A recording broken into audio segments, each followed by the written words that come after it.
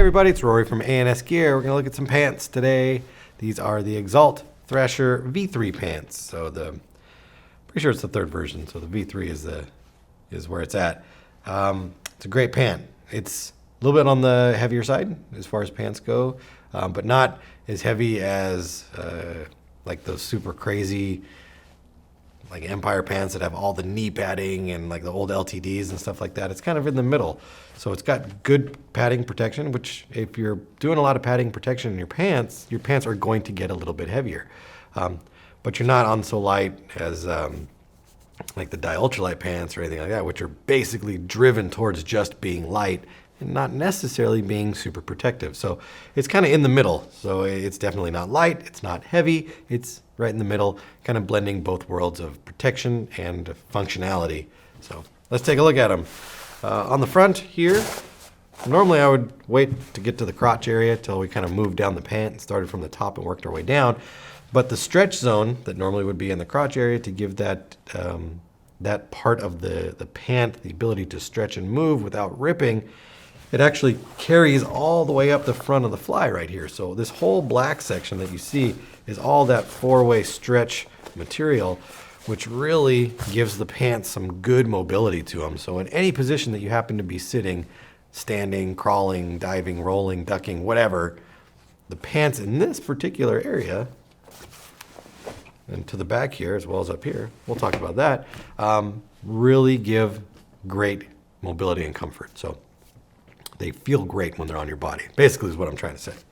The fly itself is padded in the front. We all know that's a plus. It's got a very large pull tab right here, so easy to grab onto when you've got gloves on or you're dirty or covered in paint or whatever. So it's easy to open up. It's got a Velcro tab along the side of the fly, or Velcro strip, to help keep that shut down over the zipper. And then you've got a zippered section right here with a nice like industrial size zipper, which is good. And then drawstring for the waistband, which is a little odd. Doesn't really matter how you do it, I guess.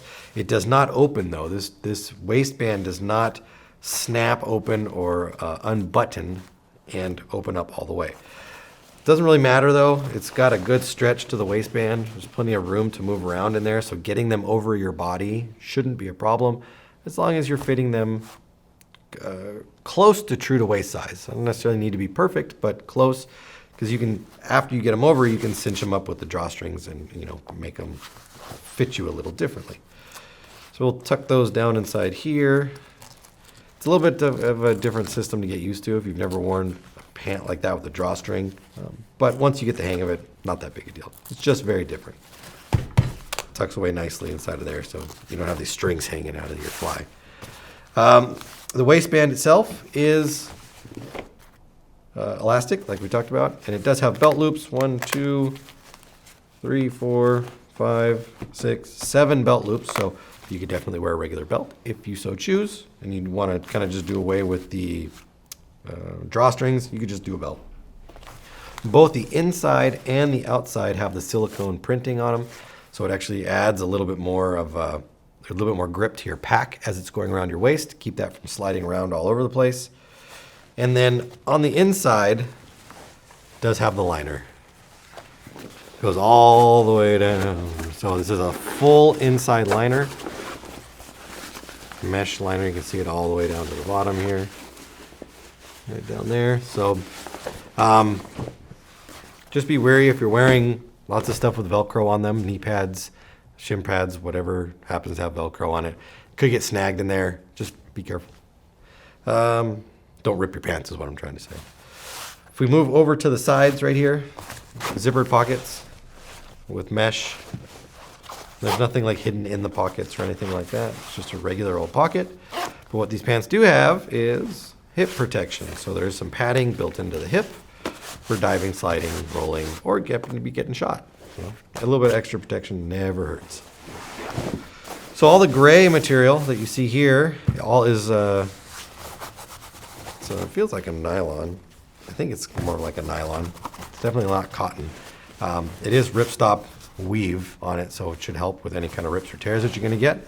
Getting down to the knee pad, nice large knee pad on there. It is a Kevlar knee pad, so it should hold up really well to the abuse that you're going to give it. And it's not overly padded. It's a wide pad, but it's not a really thick pad.